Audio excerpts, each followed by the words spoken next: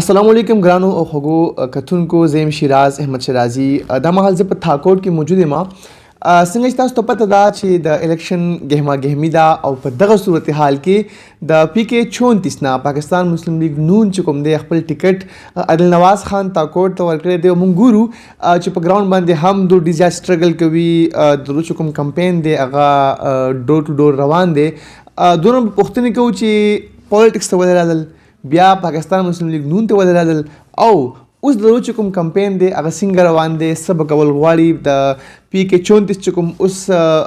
حلقه ده د هغې ډېر زیاتې محرومیانې دي، ډېر داسې کړي دي چې هلته کې ډېر زیات مسایل دي. چې کوم د بټګرام نوجوانان دي هغوی ته هم ډېرې ستونزې دي. دوی به پیریارټي بیس باندې څه کول غواړي، د چې کوم منشور دی هغه څه دی. السلام علیکم جی. وعلیکم السلام. ډېره مننه شیراز احمد شیرازي چې تاسو دلته راغلی او زما دا پیغام چې دی هغه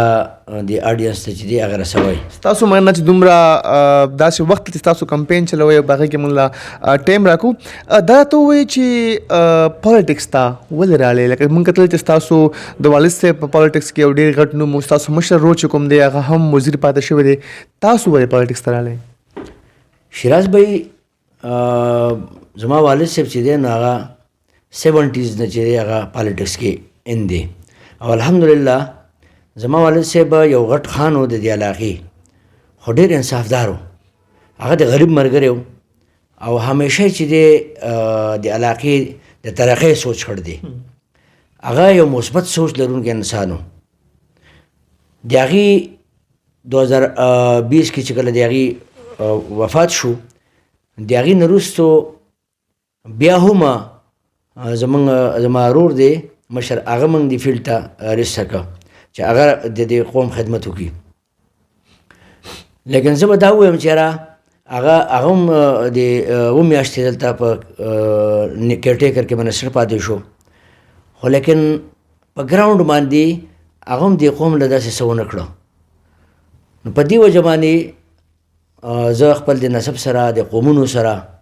خپل د خاندان سره ما مشوره وکړه او د هغې نه وروستو پریکټیکلی زه دې فیلډ ته دې وجې نه رالم چې یاره زمونږ د علاقه چې دغه ډېره پسمانده ده. زمونږ دلته د روډونو مسایل دي، زمونږ دلته د بجلۍ مسایل دي، زمونږ دلته د ځوان د نوکرو مسلې دي، زمونږ دلته لکه کوم سیکټر به درته یاد کړم، هیلث کې مسلې دي، ایجوکیشن کې زمونږ مسلې دي. نو په دې وجه باندې ما دا عهد وکړو چې یاره دې دپاره خو میدان ته به ته اپلی کېږي، په میدان به جنګېږي. نو پس ته به دا دی چې یاره تا یو پارټۍ سره به ته شاته خپل ځان تړي، نو پس ته به ته دا مسلې خلاصولی شي. نو نن الحمدلله تاسو ته پته ده چې زه د پاکستان مسلم لیگ نون د پلیټ فارم نه د پی کې 34 امیدوار یم او د دې صوبایي اسمبلی انتخاب هم ما په دغه بنیاد باندې وکړو، چونکې زمونږ د تاکوټ اوتل او پېښور دا داسې غونې علاقې دي چې دا موږ تحصیل کې بډګرام سره وو، صوبایي کې موږ علي سره شو.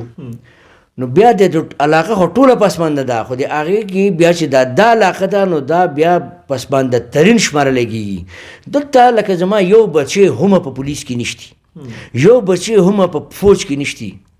دلته زمونږ دا مین سپیک دی، دا هم زما د قائد میا محمد نواز شریف صاحب تحفه ده. د دې نه علاوه زمونږ د دې حلقې یو روډ هم ټیک نشتی، د اوبو ټول سکیمونه چې دي هغه تباه دي. او دا تحصیلي علي چې ورته وګوري نو د مین روډ د تاکوټ نه تر بنې پورې، بنې نه تر بیشامه پورې ډېر ښکلی روډ دی. زلزله چې کله شوه په کوهستان کې کې ډي پي وخت کلی و، لیکن هغې نه وروستو کنټینیوس 2 کورنۍ دي، ترن او بیاری کنټینیوس دي. په دې باندې هغه MP پاتې شي دي، یا ترن یا تیلوس فیملی ده یا بیاری فیملی ده. لیکن د دې په دې مین روډ باندې چې لاړ شي نو سړی له ډېر افسوس راشي چې یاره یو MP خپل مین روډ نشي ټیک کولی، دې به د علاقې له نوره څه ترقي ورکړي. نو په دغه وجه باندې بیا د دې علاقو کې زموږ ملګري چې زما د پلار ملګري خصوصا د هغې په مشورې سره، زما د تاکوړ نسب او د قومونو مشورې سره، دیشان کې زموږ سره زموږ چې کوم ملګري دي، دوستان دي، مشران دي، هغې په مشورې سره دوی دا فیصله وکړه. بیا پارټۍ ته د خبره کې خو دا پارټۍ بیا صوبایي فیصله په ما باندې وکړه، زه صوبایي میدان ته اپله کړم. که موږ وګورو ستاسو والد صاحب خو ډېر دلته کې د هغه پالیټکس کې یو ډېر غټ نوم دی، ډېر زیات هغه چې کله منسټر پاتې شوي دي هغه وخت کې هم ډېر کارونه کړي وو. ستاسو چې کوم قوم دی، چې کوم ستاسو علاقه ده، هغوی دې وخت کې تاسو سره په سپورټ کې دي؟ آیا هغوی تاسو سره دا وعده عهد کړی تاسو سره سپورټ کوي؟ شیراز بھائی زه خو امیدوار د دې قومونو یم، د دې نسب یم او ما خو مخکې هم تاسو ته ویلي چې زه دلته چې کوم دا فرسوده نظام دی بډرام ترن بیارۍ تیلوس د دې واک سر نه منم هم نه زه خو دا غواړم چې دا قوم ازادي په خپلې فیصله کوي قوم خودمختاري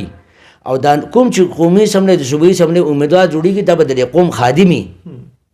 زه خو مطلب د دې پولیس چې کوم د دې کلچر دی خو د دې نه خلاف یم تاڼه کلچر چې دی زما خو الحمدلله ما سره ټول قوم ولاړ دی ما سره غریب ولاړ دی او ان شاء الله تعالی زه چې ما ته الله پاک اقتدار میلاو کو نو دا تاڼه کلچر چې دی نو دا به زه ختموم او دا چې کوم ډکټیشن ورکوي د غریب په مخالفت کې او غریب راکاږي نو دې تاڼهدار ته به زما دا حکم وي چېرې غریب سړی چې دی غریب سړی هغه ته وپاسي او دا کوم دا 73 کالونه چې کوم قابض دی په دو باندې به په ګنټو انتظار کوي او دې سره به د هغې نه وروسته ملاقات کوي د غریب خدمت پکې دا به د غریب ته به سلوټ کوي د غریب سړي په سره چې انصاف ورکړو باندې هېڅ قسم کمپرومایز نه کوم په میرټ باندې هېڅ کمپرومایز نه کوم د علاقې پسماندګۍ کې چې کوم سړی رکاوټ جوړېږي بالکل فرنټ لاین ته به ورپسې راځم او ما سره ټول قوم ولاړ دی خصوصا ما سره ځوان او غریب ولاړ دی خو دا تاثر چې کوم دی هغه دلته کې دا ویل کېږي ستاسو چې کوم نومونه دي یا چې کوم سابقه منسټر صاحب دی بخنواز صاحب او هغوی هم ستاسو سپورټ نه کوي هغوی جمعیت لپاره ګرځي وټونه غواړي دا څومره ریالټي دی کې او تاسو ته د هغه چې کوم جمعیت له ووټ غوښتل دي تاسو سپورټ نه کول دي تاسو ته هغې کې څومره نقصان دی نو که هغه زما وروره هغه جمعیت علماء اسلام هغه له وزارت ورکړ دی ما هغه ټایم کې وینا کوله چې دا وزارت د دې سیټ سودا وه او زه بالکل هغه ټایم نه هم د دې نه خلاف وم چېرې په کیرټیکر کې د کیرټیکر په منسټرۍ باندې ولې زموږ د قومي اسمبلۍ د سیټ سودا وکړه او تاسو دا خبره کوئ چې هغه ځي او هغه جمعیت ته ووټ غواړي دا ووټ خو چې دی دا خو د خدمت شی دی دا به دې خلکو له به ته د اوبو سکیم کوې ته به وله روډ جوړوې ته به وله لار جوړوې ته به وله برتي کوې ته به هسپتال جوړوې ته به سکول جوړوې نو زما دا ورور چې 7 میاشتې په دې نګران کې وزیر و دې دې داسې یو سړی ماته وښیي چې هغه له د سرکاري نوکري کړي چې زه هغه پسې لاړ شم چې دا وټ ماله مه راکوه د هغه خاندان پسې لاړ شم چې دا وټ تاسو ماله مه راکوئ زما د ورور ستا د بچي له نوکري کړې ده دا وټ چې دی نو زما د ورور په وینا باندې جمعیت له ورکوئ دکه یو سړي له لار پخ کړي یو کلي کې د سکول نوم جوړ کړی یو کلي کې د هسپتال جوړ کړی یو کلي کې د واټر سپلای سکیم کړی دې ماته ووایي چې زه هغه کسانو پسې لاړ شم هغه کلي ته لاړ شم کلیوالو ته وینا وکړم چې یاره د الله رسول خاطر وکړئ ما له وټ مه راکوئ دا زما ورور چې چاله غواړي هغه له ورکوئ داسې نه ده زما ورور جمعیت علماء اسلام سره ضرور تعلق ساتي خو دا دی چې یاره په ګراونډ باندې د هېڅ پوزیشن هم نشتي او دې موږ ډېر لړاو کړ دی د باندې موږ ډېر کوشش کړ دی خو دا ده چې یاره د یونین کونسل تر الیکشن د قومي اسمبلی نه واخله تر یونین کونسله پورې د باندې موږ الیکشن یې کړي دي د هر الیکشن بېلل دی او زه چې دی نو زه د قوم نماینده یم زه قوم ودرولی یم او الحمدلله ښه په ډاډ سره ویم ښه په باور سره ویم چې په 8 فروری باندې ډیري نه به پته لګي چې دا ډیری د چا زیات دی 4-5% ووټ چې دی هغه غلطیږي ضایع کیږي کینسلیږي نور خو زه دا یم چې دا به انشاءالله تعالی دا د منظري په حق کې د پاکستان مسلم لیگ نون په حق کې او زما په حق کې به دا یو ریفرنډم وي مونږ ګورو چې کپټن صفدر صاحب هم ستاسو نوم باقاعده په جلسو کې اخلي باقاعده غواړي چې تاسو دې منتخب کړئ زه به منسټري هم ورکوم آیا عادل نواز دومره ولې د کپټن صفدر زړونو کې دی یا د هغه په نظرونو کې دی زه په الله باندې یقین ساتم په الله باندې مې ایمان دی او دقه شانتې په یقین ساتم او زه دا وایم چې زړه کې چې کوم درد دی دا د چهرې نه آیایي کپټن صفدر صاحب په غریب مین دی د علاقې ترقي پسند انسان دی او زما زړه کې یو درد دی زه چې دا غریب چې دی د بچې د په روزګاري دی د خپل کور ته په موټر سایکل باندې په الټو کې کینې دی هغه غره سر ته لاړ شي ولې زما د دې علاقو روډونه په دیشانو کې وګورئ نه روډ شته دی غرونو ته لاړ شئ مطلب کچر وړونه دي 4x4 وړونه دي تاکوټ کې بر سر بشکوټ ته لاړ شئ چانجل ته لاړ شئ خنجبوړی ته لاړ شئ بټلې وګورئ پېښوړه وګورئ ملکال پیزه وګورئ خلک اوبو له تږی دی اوبه نشتي په پلاستیک پیپ باندې چې د خلکو به وټ ورکوو که نه نو خو په دغه وجه وه چې دې ظالمانو دا خلک دقه شانتې ځان سره ایثار کړی او هغه چې دی نو په آخر کې به ورته پلاستیک پیپ ورکړو خو زه اوس هم دې خلکو ته یم دا پلاستیک پیپ ترې وماخلی پیسې ترې وماخلی ولې دا زموږ قرضدارې دي خو اوس چې دی زه د تاکوټ بچ یم د تاکوټ پښتو ته ولاړ یم او خاص کر زمونږ د دیشان بیلټ او تاکوټ بیلټ چې دی دا چې دی دنه خو فوټبال جوړ کړ دی کله یې ولي په بلې ولي بیا زمونږ دی خو بتکول او علی چې دی دا بتکول او جنبېړه چې دی بتکول علی چې ضلع جوړ نو بلې ځان تقسیم کړ دی د هډ کوارټرو یو بنه دی بل بیاري ایوب خان دی په هغې باندې هم زما د ځوان سره دا یو خبره ده چې ضلع جوړېږي نو تحصیلونه بدري یو به بتکول او جنبېړی هډ کوارټر به بتکولي او که دوه تحصیل مانی دریم په ان شاء الله تعالی دریم به یو که دریم نو دا دوه نو یو به بنه یو بل به بدکولي نو کیپټن افسر صاحب چې بس سره ملاو شو نو هغه زه ډېر وټانګولم چې یاره دی څه پوزیشن والا دی د وزارت شوقي دی ځکه زه د علمزیب خان زوی یم زما د پلار یو هسټري ده د هغه یو نوم دی دلته هغه د دې قومونو مشر دی نو هغه ته ما د هر وزارت نه انکار کړ دی د هر ممبرۍ نه انکار کړ دی د هر مشیرۍ نه انکار کړ دی هغه ته ما دا یو خبره ایښې ده چې زما د روډونو حالات ډېر خراب دی دا ټیک کا زما د بجلی نظام ډېر خراب دی دا ټیک کا زما د بدکول دیشان چې څومره پیکې چون دي ان شاء الله دا ګریډ چې زما 132 شي زه په اخر زمانه دي ته بجلی تر کوم د دې بجلی مسله بخلاصوم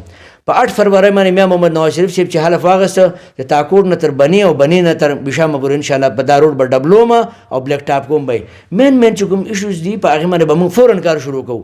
نو کیپټن صفدر صاحب چې هغه وکړه چې د په دې خاور دومره مین دی په دې قوم دومره مین دی نو هغه زه دومره به هایلایټ کړم چې هغه له هر شعر شي هغه دا وینا کوي چې ما پوره په پاکستان کې یو کینډیډیټ دی هغه عادل نواز خان سواتی دی نو دا ما په الله یقین دی او د الله په نظام باندې مې یقین دی چې الله پاک زما د زړه درد هغه زما په چهره کې مخامخ کو کیپټن صفدر په هغې باندې پوه شو کیپټن صفدر په ما نه دی مینه کیپټن صفدر زما په اوس کې د دې غریب فریاد او غریب درد چې دی هغه ولیده او هغې په باندې چې دی اوس بلکل فرنټ لاین باندې راغلی او زه د خپل پی کې 34 عوام ته دا خبره ښیم کیپټن صفدر صاحب چې دی ډېر پښتون سړی دی ډېر وفادار سړی دی چې چاله دی ملګرتیا د رورۍ لاس ورکړي هغه بیا پرېږدي نه انشاءالله تعالی 22 باندې سبا زموږ جلسه ده د پاکستان مسلم لیګ نون هغه چې ختم شي کیپټن صاحب بدلته راځي کیپټن صاحب بدلته انشاءالله تعالی دا کمپین په خپله چلی او انشاءالله په 8 فروری باندې به د پی کې 34 عوام چې دی هغه به د خوشحالۍ او د جیت د منظري د جیت د شعر د جیت د پاکستان مسلم لیګ نون د جیت او د پی کې 34 نه د عادل نواز خان به طور د ایم پی د جیت جشن به انشاءالله منوي که موږ وګورو څنګه تاسو د تیلوس او د بیارۍ خبره وکړه دغه شان بټګرام کې هم ترن او بټګرام ډلې یو ریالټي ده ستاسو د پاکستان مسلم لیګ نون زوړ چې کوم کینډیډیټ دی نوابزاده ولی محمد خان صاحب هغوی په دې الیکشن دوران کې دغه وخت کې هغوی پارټي پرېښودله باید چې کوم د دشانو د هغه ډله جنبې ووټ دی هغه تاسو ته میلاوېده تاسو څه ګڼئ چې دغه فیصله څومره تاسو دپاره نقصانده ده یا نوابزاده صاحب دغه فیصله کړې ده دا څومره عجیبه فیصله وه دا خو مطلب ډېره یو ناپوهانه فیصله ده زه خو دا یم چې نوابزاده خان صاحب په سیاست نه پوهېږي په بډګرام تحصیل کې چې اکټیو سیاست کوي نو هغه ترن خان کوي نوابزاده مثال د هغه په مخ کې د سیاسي یو بچي دی او د نوابزاده خان خو د سوچ هم نه کوي چې ترن خان ژوندی او دې به سیټ وګټي د سره زما والد صاحب مرسته کړې وه په 2013 کې موږ د سره بلکل 1 to 1 ولاړو او موږ مرګ ته ځان نیسلی او دې کامیاب کړی اوس خو مطلب دا دی چې او دا بله خبره تاسو کوئ پارټي پرېښوده نو پارټي پرېښودل د ده عادت دی د 2013 کې چې دی دته زما والد صاحب وینا وکړه او دته د سیټ لالچ ورکړ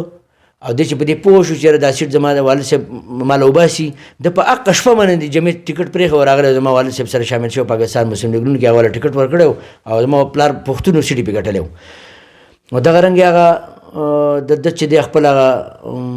عادت یې دوره وکړه په آخري شپه باندې د پاکستان مسلم لیګ نون ټکټ پرېښوده خو دا د نوابزاده خان د سیاسي عظیم الشانه غټه غلطي ده دا سیټ د سوچ هم نه کې چې دی به د ترن خان نه وګټي په پی کې 35 باندې زموږ د مسلم لیګ کینډیډیټ نو کنې د سبا آلته هم انشاءالله ما ډېر ټف ټایم ورکو او پی کې 34 باندې که تاسو دا خبره کوئ چې کوم علاقه دې غاړه شامل شوه دا خلک د غلام خو نه دی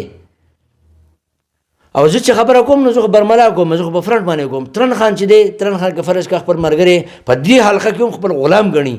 ډکټیشن دی ورته ورکړي که نه پته به یې ولګي بډرام خان که په دې تاثیر باندې دې پی کې 34 کې خپل ملګری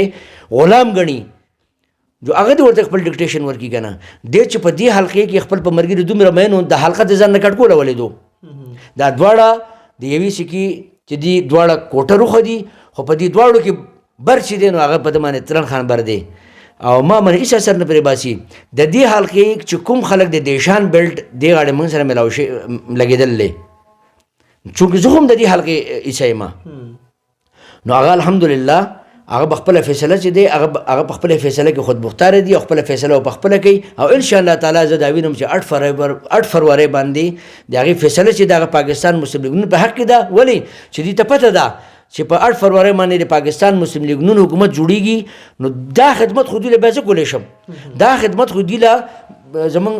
پاکستان مسلم لیګ نون صدر چې د مهاجرین خان کولی شي دا خدمت خو دوی له نیاز محمد خان کولی شي. نو دوی هېڅ چېرته هم په دې صوبایي ووټ کې په دې قومي ووټ کې دې خوا چې کوم خلک راغلي هغه دې ته غوږ نه ږدي. چونکې موږ ګورو اوس ځوانان چې کوم دي هغوی هم د منتخب نمایندګانو نه غوښتنې کوي. تاسو که منتخب شوئ د صوبایي اسمبلۍ غړی جوړ شوئ په پریارټي بیس باندې به د بټګرام یا د پي کې چونده چې کوم ځوانان دي هغوی دپاره به څه کول غواړئ او په اخره کې به هغوی څه پیغام ورکول غواړئ؟ ټولو ناول خو دا دی چې زما د دې خاورې ځوان هغه په قد کاټ کې هم مضبوط دی په عقل فکر کې هم زیات دی خو صرف دا یو خبره ده چې دلته 75 کالو نه دوه آقاګان دي هغې بار بار د خلکو منتخب کړي دي خو دوی چې تللي دي دوی دا ځوان هېر کړی دی. زما د ټولو ناول د دې ځوان سره دا وعده ده چې په بډګرام کې به د کلاس 4 سیټ باندې تا نه جنګوم چې 14 به دې کړی او تا به زه په کلاس 4 سیټ باندې جنګوم. نه زه به انشاءالله تعالی پوره په پاکستان کې څومره ځایونو کې پوسټونه راځي په هغې کې به د خپل د دې ځوان د خپل د دې حلقې چې دی هغې کوټه راوباسم او هغه حق به دوی له د دې په دهلیز باندې راوړم. یوه خبره. دویمه خبره چې د خپل د بچي دپاره چې کوم ځایونو کې سکولونه نشتي ځکه چې دلته دوی هغه ځای کې سکول جوړ کړی دی چې کوم ځای کې د دوی ملګري نو هلته 10 جوړ کړي دي او کوم ځای کې چې د دوی ملګري نه نو دوی هلته یو هم نه دی جوړ کړی. بیا اپګریډیشن چې دي د سکولونو پینډینګ دي 15 کال وروسته چې یو بچی پرایمري وکړو نو دی به میډل له چېرته ځي نو په کار خو دا وه چې یاره دا ایم پی جنګېدلی وی د دې سکول له میډل درجه ورکړی وی بیا اتم پورې تللی وی نو بیا وله هایټ درجه کم از کم په یو ویلیج کونسل کې خو های سکول په کار و که نه. نو زما خو ټولو نه غټه خبره دا ده چې یاره دوی ته به د دې په دهلیز باندې اسپتالونه هم وي دوی ته به د دې په دهلیز باندې سکولونه هم وي او اپګریډیشن چې څومره د سکولونو پینډینګ دی انشاءالله تعالی زه به د اول اجلاس کې چې دی په هغې باندې سټینډ اخلم او څومره سکولونه چې زموږ اپګریډیشنز هغې ته پکار دی هغه به فوراً چې دی هغه به اپګریډ کوم. د هغې نه علاوه زموږ دلته ډېر لوی قدرتي وسایل دي زموږ دلته ځنګلات دي زموږ دلته معدنیات دي او دغه دپاره چې دلته سمال انډسټریل زون جوړ شي لکه څنګه چې تاسو وګورئ جیل سره مخامخ دلته د سمال انډسټریل زون چې دی که نه د هغې انډسټري چې دي د هغې خپله ځمکه ده لیکن دا همت چا نه دی کړی چې دلته یو بزنسمین ته یې سهولیات ورکړی وی هغې دلته مراعات یې ورکړی وی چې هغې دلته راویستې وی هغې دلته فیکټریانې لګولې وړې وړې او هغې کې چې دی نو زما د بډګرام ځوان چې دی کوم ټیکنیکل د تعلیم یې نشته خو ټیکنیکل ایجوکیشن هغه سره شته نو چې هغه خو پکې برتي شي که نه په خپل په کور دننه چې دی هغه ته به روزګار میلاویږي. د هغې نه دننه سپورټس اکټیویټیز دي چې دي نو په دلته په میدان کې د کروڑونو روپو ځمکه ده هلته یو کنال مسو محل په 15 کروڑه به میلاو نشي نو څنګه یو سړی په 15 لکه باندې ورکي نو دی هغې نه یو ایشو جوړ کړو هغه ایشو په وجه باندې هغه ګراوند چې دی نو هغه پینډینګ دی او بیا هغه دوی خپله چېرې موږ یې کوزه بانډې سایډ ته جوړو ټول خو زموږ یو علاقه ده که نه هر غاړ ته چې خو ټول ناول فوکس به زما دی چېرې دې ګراوند کې چې څومره ایشوز دي دا به فوراً ختموم او د دې ځوان دپاره به کوشش به دی چېرې څومره زر تر زره چې دی دې ګراوند باندې کار شروع شي. دې نه علاوه موږ ته د غټو یونیورسټیانو مسله ده دلته یونیورسټي کیمپس ته یو ایم پی ایس صاحب وایي ما له ډېر افسوس راشي چې 75 کالو نه دغه ایم پی ایګان دي یو ایم پی ای وایي یونیورسټي کیمپس ما راوړه بل ایم پی ای وایي یونیورسټي کیمپس ما راوړه. یونیورسټي کیمپس خو د هزارې په بل بوته باندې چلېږي نن پې هغه 1000 یونیورسټي فنډ بند کړو دا به بند شي انشاءالله تعالی زه به د خپل د بډګرام ځوان له فل فلج یونیورسټي راوړم د هغې برانچ په پالۍ کې کولاوو او دغه رنګې اګریکلچر یونیورسټي په کار ده دلته چې راشي دغه شانتي ټیکنیکل کالج چې دی د هغې قیام چې دی هغه به په علي کې هم په کار دی دلته یو په تاکوټ کې په کار دی کوزه باندې هغه به موږ اکټیو کوو او دغه رنګې موږ چې دي زمینداران یو زموږ زیاته مدن چې دی هغه د زراعت نه دی زما به ټول نه غټ کوشش دی زه به دا خپل زمیندار چې دی دا غریب زمیندار چا سره 15 کناله 10 کناله خاوره ده زه به دا فیسیلیټیټ کوم دوی ته به مفت تخمونه او مفت سره ورکوم او داسې سره او داسې تخم چې هغې دپاره به اګریکلچر ریسرچ سنټر به وي چې هغه به د علاقې دوره کوي ګوري به چې دې علاقې له کوم قسم تخم ورکړی شي چېرې د دې فصل چې دی که 1 من کېږي چې هغه پې 10 به نه شي زیات شي به نو انشاءالله تعالی زه به د خپل زمیندار دپاره هر فورم باندې جنګېږم او آخر کې چې دی خپل ځوان ته دا پیغام ورکوم چې ډلې جنبونه راوځئ خپل مشرانو سره کښېنئ هغو ته دا وینا وکړئ چې دا وارې موږ نه په ډله ووټ ورکوو نه موږ په جنبه ووټ ورکوو موږ په بډګرام کې دا ووټ دی وارې چې دی په ترقۍ باندې ورکوو د خپل مستقبل دپاره ورکوو او دا د ترقۍ او مستقبل راز چې دی هغه پاکستان مسلم لیگ نون دی راشئ ما سره زما په ذریعه باندې په بډګرام PK 34 کې او NA13 کې د پاکستان مسلم لیگ نون مټ مضبوط کړئ NA13 باندې PK 34 باندې منظري له ووټ ورکړئ پاکستان مسلم لیگ نون کینډیډیټ قومي اسمبلی کې صوبایي اسمبلی کې کامیاب کړئ انشاءالله تعالی زه ستاسو د هر کار د هرې ښېګړې انشاءالله زه ذموار یم ډېر زیاته مهرباني دا موږ سره د PK 34 د پاکستان مسلم لیگ نون امیدوار عادل نواز خان چې خپل منشور تاسو ته بیان کړ دغه شان زموږ چې کوم سوال نو هغه هم موږ دونه وکړه قدرمنو خوږو لیدونکو موږ ته 15 کاله پس چې کوم دی موقع ملاویږي چې موږ خپل نمایندګان منتخب کړو موږ صوبایي اسمبلی ته او قومي اسمبلی ته هغه خلک ولیږو چې کوم هلته کې زموږ د حقوقو دپاره زموږ د رایټس دپاره اواز پورته کړي که چېرته په ووټ ورکولو وخت کې موږ رایټ پرسن سلیکټ کولی نن بډګرام کې مهرباني نه وي نن بډګرام چې کوم دی هغه دومره پسمانده نو په 8 فروری باندې موږ سره بیا یو موقع ده پکار ده چې هغه خلک منتخب کړي شي چې کوم یو خاص سوچ لري د بډګرام ترقۍ دپاره یو منشور لري او ایجوکیټډ وي هغه هلته کې څه کولی شي ستاسو سره ټول سره دغه یو موقع ده په 8 فروری باندې نو داسې کس منتخب کړئ چې هغه ستاسو د رایټ دپاره اواز پورته کړي اجازت به غواړم الله حافظ